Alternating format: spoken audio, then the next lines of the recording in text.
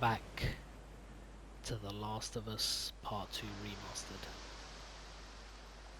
Wow, man, we just finished the story, the incredible, emotional roller coaster of emotions.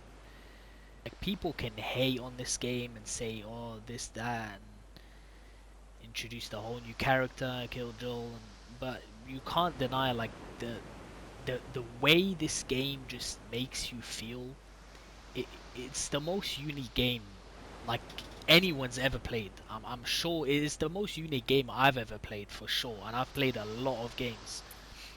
It's the most unique game I've ever played.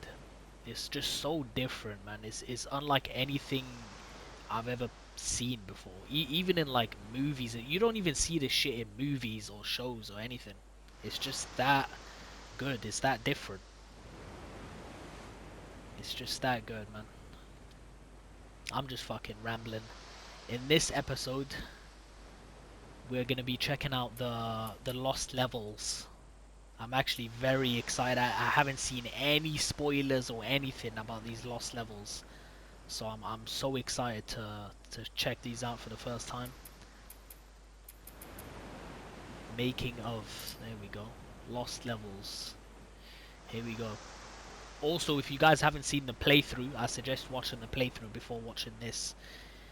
That like I've worked hard editing those videos and making them look good for you guys. So if you could drop a like on them, subscribe, oh, that would be much appreciated. Alright, let's get into it. Lost levels. Play early versions of levels that were cut during the original development of The Last of Us Part 2. These levels are presented in an unfinished pre-alpha state and have optional developer commentary. Okay. We got Jackson Party, Seattle Sewers, and The Hunt. Okay. Start with the Jackson Party. Here we go.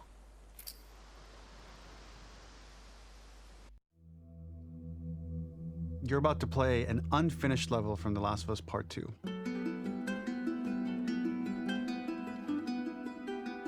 The reason we added this section is there are a few sequences, and we picked the 3 of the best ones, that we cut from the game. Often we build a game that's much bigger than what ends up being the final product. They were months away from being finished, but we wanted to give you an insight of what it's like when we built the game, because often we have this whole thing constructed and it doesn't have final art or audio or dialogue. And here you get to see the building blocks of what it's like when we first string a bunch of these levels together. This is the intro to the first deleted level, and this one is the roughest of the 3. We wanted to show more of how Jackson operates. So this is the festival where Ellie ultimately kisses Dina. This sequence would have come very late in the game as a flashback sequence while you're in the farm with Dina. And we wanted to show what is the rest of Jackson doing, and wanted to put on the stick, make it interactive. So you could see when you're outside, there are all these almost like carnival games that you can play. You could mix drinks, you could play with these kids that are playing a sort of clicker Marco Polo, sit down and listen to conversations. And all the different interactions were first or second pass, very, very early passes. The building blocks are there, but nothing is final. And ultimately, while we were very excited by this sequence, it's pretty fun and lighthearted. It just slowed things too much as we're barreling towards the end of the story at this point. So again, reminder, rough, missing audio, missing animation, missing gameplay tweaks, missing dialogue, but pretty representative of what it would have been. So enjoy. Okay. What the fuck is wrong with me? Okay, she's drinking beer.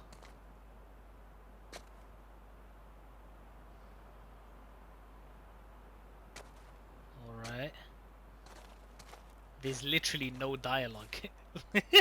So she drinks beer, she's like, let's do this. Yo, this is funny as fuck. Originally, this level was going to transition us to farm. We would go all the way through to the dance, where Ellie and Dina share their first kiss. Okay. Then we would play through farm, and when Ellie plays the guitar at night, she would remember the Seth incident. So, The opening for this was a little tricky. We needed it to match at least a little what you might expect emotionally coming from prior beats, because we were already purposefully disorienting you in time and space.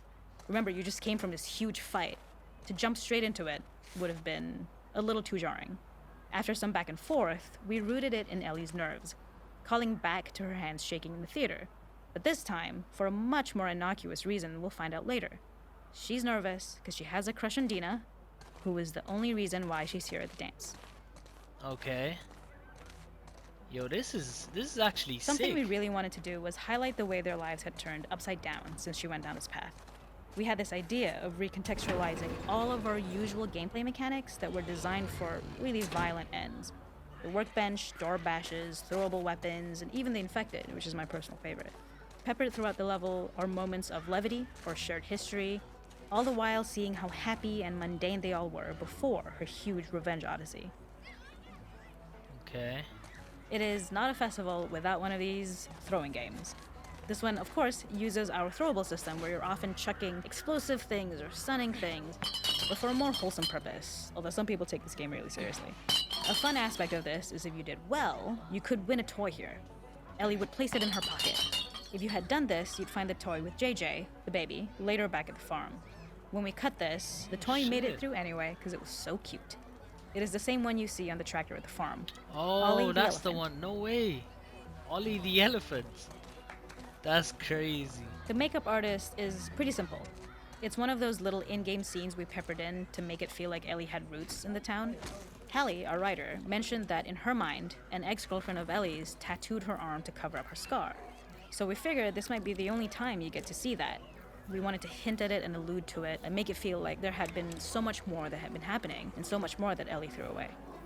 So why did they cut this, man? I would have loved to like explore this area, talk to the people, and I don't know why they cut this. This would have been sick. This is one of my favorite sections because I think that it achieves both the slice of life aspect of What the Jackson hell? while also being a stark reminder of how dark the world that they live in really is. To attract Oh, attention and hell curiosity, nah. One of the kids was supposed to make The this clicker game. adorable, messed up little clicker impression, and the others would giggle. We tried a version where if you got close enough, the kid might try and follow you a little before turning back. Since clickers are blind and move by echolocation, for this game of messed up tag, Ellie must close her eyes and listen for when the children give themselves away.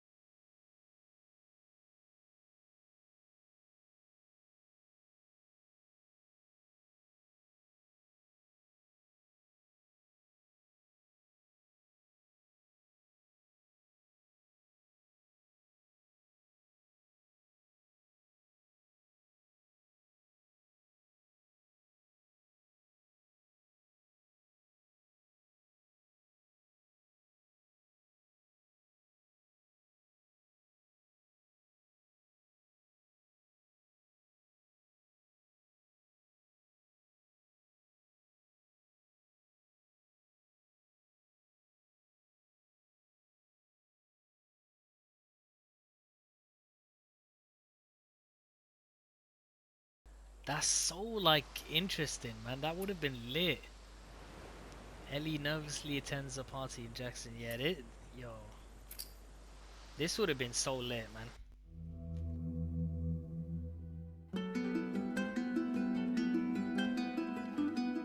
in this second deleted level, which is an extended sequence of the sewers in Seattle.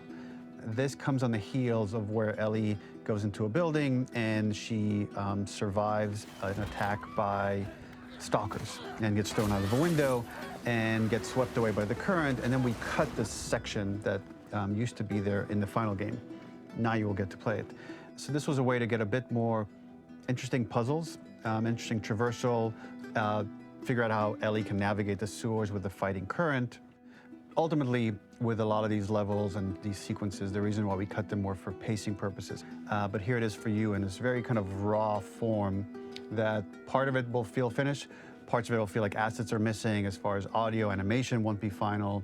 But it's a glimpse into what a game looks like when it's months away from finishing. Enjoy.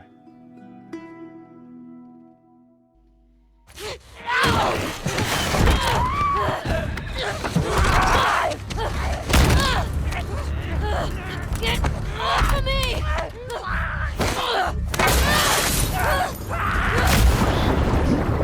Now we've seen this already. This is actually in the final game.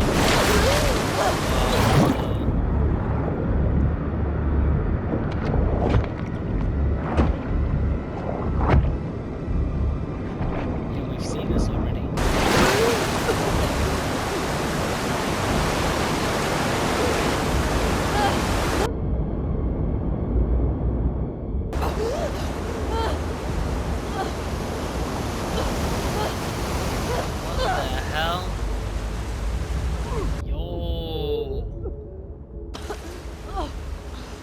Wait, this is actually different now. That the beginning scene is the same as in the final game, but what the hell?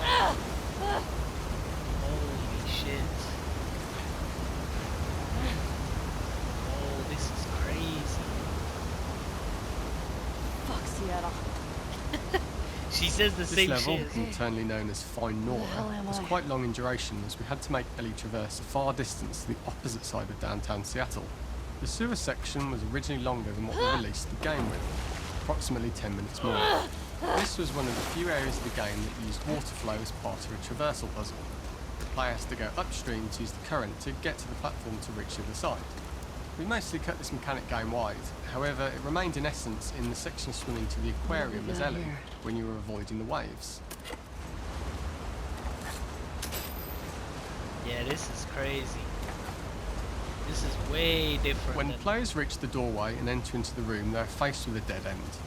The real reason for this dead end room is that on the reversal, when exiting back out of the doorway, players are faced with a route onwards. A pipe that they'd not been able to see when they were swept past it on the way in, and something that was hidden from view when on the side platforms. The intention here being that the only option is to go off the standard path in order to search for a way out. Get me the hell out of here.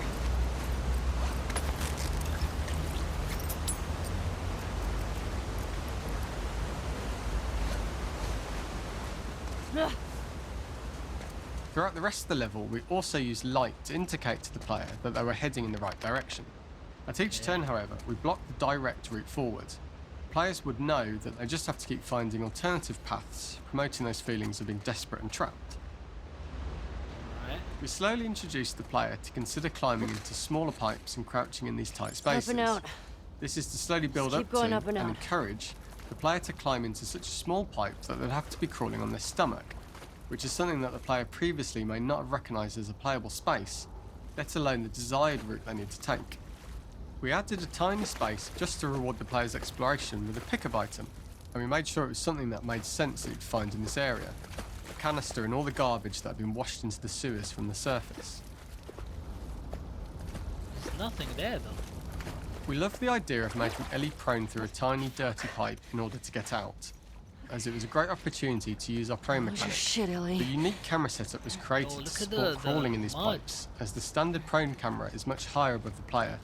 We also created custom collision in order for Ellie to manoeuvre in these tight spaces easily. Initially, the oblong collision capsule around her character caused issues crawling around corners.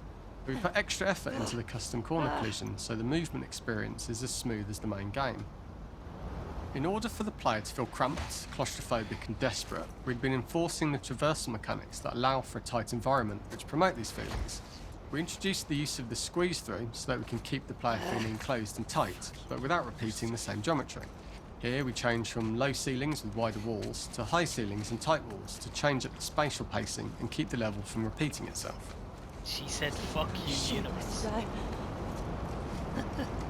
Bro, there's a lot more dialogue than I thought. That's actually sick. So this is definitely a lot more finished than the Jackson party. Originally, we had the waterline much higher here, so players had to swim through this tight tunnel. However, from watching user test feedback, it was occasionally causing people to discount the route entirely and turn back on themselves. So to avoid any risk of this happening in the final game, we present a lower water level so the tunnel is easy to see and commit to using. Although this isn't as impactful without the prone swim, it's the better decision as it means a smoother experience for the player with no backtracking frustration. We draw the player towards this pipe as it is seemingly the route out of the tight space. Fairly soon it is obvious that this path is blocked. If the player goes all the way up to the bars that block the path, they are rewarded with a pickup so this journey doesn't feel wasted. It is important to encourage the player to try to progress along this path so that they would subtly be thinking of progress in this direction. We hint to the player that there is a bigger, new space beyond this pipe by showing the player the waterfall. This helps players consider the other route where they don't know how far the tunnel is or whether they'd make it. As we surface from the water and over the crest of the slope, we reveal what is further in this tunnel. A clicker that has sprouted and fungus has grown on the sides of the pipe.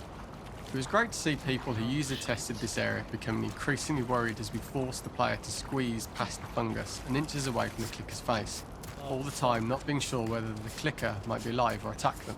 Although we aren't as cruel as to force a clicker attack in such close proximity, we do have a payoff for this moment. This clicker momentarily turned into Joel to show Ellie's PTSD from what happened to Joel at the start of the game. Oh, Ultimately, no way. we decided to save this moment for the farm level, as it was more impactful there because it could become the centrepiece of that experience.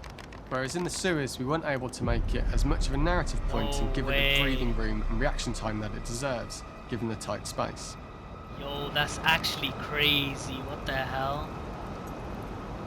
It's from Ellie's PTSD. See, like, I like that they added these for Ellie, because obviously Ellie's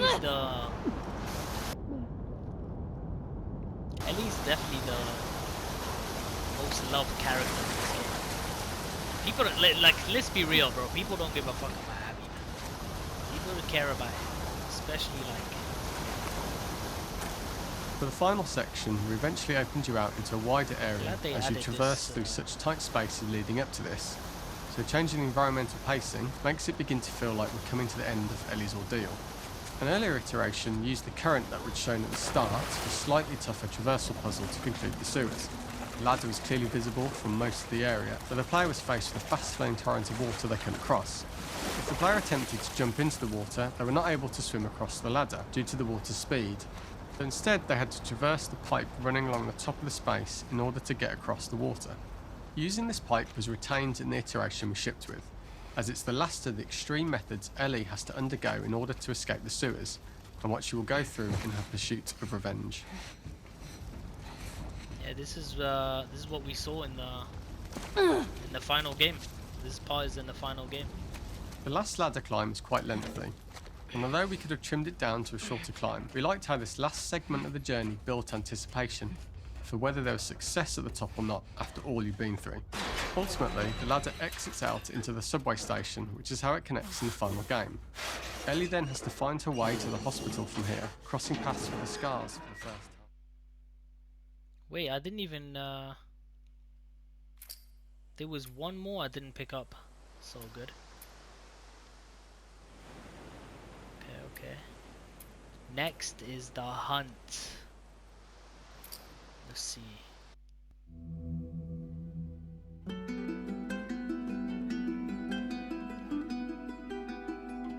For this third and final deleted level, what we call the boar hunt sequence, this was a sequence pretty late in the game. It was right after the whole Seattle Abby sequence where Abby spares Ellie. And then we wanted to come back into Ellie's story, but keep it a bit mysterious of how much time has passed, where is Ellie now? So we're coming in on Ellie and she's following a trail of blood. And we wanted to mirror in a way the deer hunt sequence from the first game, but this time do it with a boar. And Okay. there's something with Ellie that now she can't let go of this violence. She's pursuing it, even against this innocent animal. This was another opportunity to show how the violence that Ellie has experienced, the violence that she witnessed being afflicted onto Joel, is still sticking with her, and she's still experiencing these PTSD moments. This was a sequence that was pretty far along and was cut pretty late in production. Parts of it are still really rough, but the gameplay, the building blocks were all there. I think you'll have fun to see, like, again, a rough, unfinished sequence that you can play. You can see all the way to the end, and including a cinematic that we end up cutting. And the remnants of the sequence ended up being mentioned in Ellie's journal. So this part of the story that we developed still made its way into the game as kind of optional stuff that you I could read read about. that. Yeah, we but here you read get to that. experience it. So as a reminder, That's it's pretty rough, crazy. months away from being finished, but you get to see it now. We actually read that journal when she was talking about the boar. She was talking about her PTSD and stuff. So the boar hunt was one of the hardest levels for me to work on. It was a huge challenge with the systems that we had, and we kept trying, but it never felt quite right. Originally, the level happened after the Jackson Festival, which also got cut, but before Farm. Once the festival got cut, it became the prologue to Farm. The intended experience is that we jump forward in time after the fight with Abby in the theater. We don't know where Dina is. We likely assume she's dead because she was just bleeding out. Ellie is alone. Her hair is short. So maybe this is the future or the present. And she's hunting. Hunting who? Abby still? Okay. They want to make In the early player iterations think of the fight, it was more arena-like. The player slowly whittles down the boar's health. Ellie gets more visceral and more vicious. We get a little worried about her. As the boar gets weaker, more panicked, more feral, and we start feeling sympathetic to the boar was the hope. In all of these iterations, especially of these wider areas, it required custom AI and scripting to make sure it continued to feel organic as an animal, but we really needed it to do specific stuff. It needed to be able to close distances really, really quickly. It needed to charge to attack, but we wanted the feeling of hunting, so we needed to track it down from afar. And we also needed to discourage the player from attacking the boar when it's that close, or it would kind of turn into this melee kerfuffle. How do we do this in our world while keeping the boar believable? Okay. I'm gonna take a picture real quick.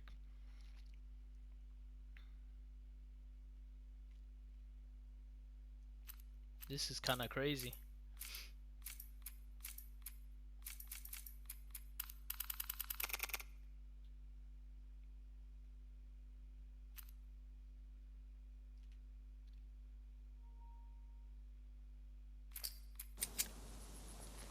Wow.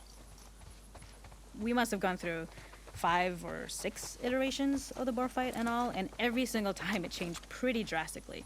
We split it into clear phases, where one was like all long range. We tried another where you're getting close and you get the jump on it quite literally. You're jumping off of a rock to attack it. And then finally we tried a bunch where you almost sort of go around a bunch of trailers and try and wrestle it.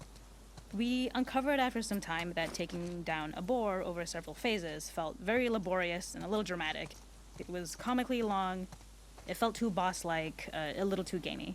We decided to cut the first few phases, and we opted for a cold open after the boar had already been hurt off screen. So that allowed us to focus on feeling like we're closing in on prey and to introduce the boar when it was at its most dangerous. Already hurt, already feral, much too close for comfort. And so the thinking was it would bring us more into Ellie's mindset. Is this really hunting for food, or is she hunting for some other reason? Okay, look at this gun, by the way. It looks like a what's it called? It looks like a repeater rifle. The gas station was built to highlight the boar's destructiveness. Since it's cramped, the boar feels larger. We also feel trapped with it, though perhaps it's trapped with us. Yo, that's When it scary charges, shit, it gets to us quickly, so we must be on our toes. This made it more aligned with Ellie's sort of hunting for trouble mindset. Listening became more important, as well as moving around slowly so it didn't hear you. Could you spot it before it saw or heard you? And could you get a shot off quickly enough so you could... Or Is the shot worth the cost after? It feels like a gamble. By the end of the fight, everything would likely be in Yo, this is fucking creepy, follow bro. it and finally enact Nowhere revenge. to run. Nah, this is actually creepy. I don't like this. What the fuck? Oh, hell no. The boar kill was supposed to be anything but glorious. With the boar whimpering at the back of the gas station after Ellie's relentless...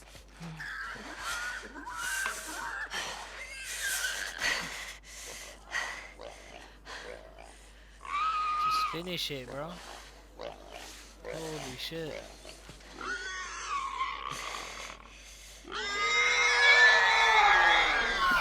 Oh, she's gonna see Joel. Oh my god, she's gonna see Joel.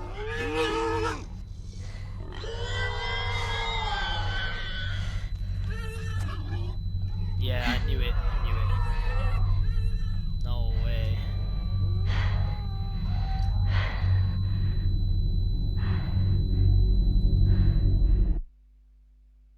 Yo, holy shit, that was crazy. Oof. Okay, so that's the lost levels. Pretty good, pretty interesting, you know, pretty interesting. I would love, like, bro, Naughty Dog, you're definitely most likely not gonna see this video, but if you do, please, please make a Joel prequel game. Please, bro. Like, that would be incredible. Imagine if they make like a prequel of Joel and Tommy's life after they lost Sarah. Like after Joel, right after, like the next, like the prequel game takes place right after Joel lost Sarah. That would be incredible, man. We need a fucking, like, I don't understand why Naughty Dog haven't like even talked about this. They probably have, but we need a Joel prequel, bro. We need that shit. I don't understand why that's not a thing. A Joel prequel would be incredible. Like, give us, like, after they finish Ellie's story with The Last of Us Part 3, they have to do a prequel for Joel. They have to. Because, like, think of all the shit that happened. It's been 20 years. 20 years since Joel lost Sarah. Think of all the shit, like, think of all the story they could tell during that time. It'd be fucking insane, man. I don't understand why that's not a thing. I don't get it. They have to do that. Like right after part 3 finishes, they have to start working on the Joel prequel. Like they have to, or at least like a DLC, a story DLC for Joel right after he lost Sarah. What happened after he lost Sarah? How did him and Tommy survive? How did they survive for 20 years? These are all questions we want to know, bro. Like, it has to be a thing. A Joel prequel has to be a thing. It has to be. That would be incredible. It would actually be incredible. That would be... Okay. That's the lost levels done. I think on the next video we'll do No Return. We'll definitely probably finish these. They're like missions. Yeah, you got 6 bosses and then 4 for Ellie. Play 1 run, complete 3 encounters with mods. Yeah, this is sick. Wolf weapon skins. And then you unlock Lev, Jesse, Yara, Tommy, Mel, Joel. These are all playable characters. That's actually insane. Yeah, this is gonna be the... I'm probably gonna make a few videos on this. Yeah, most likely. Okay. Be sure to like, subscribe, and I catch you guys on No Return.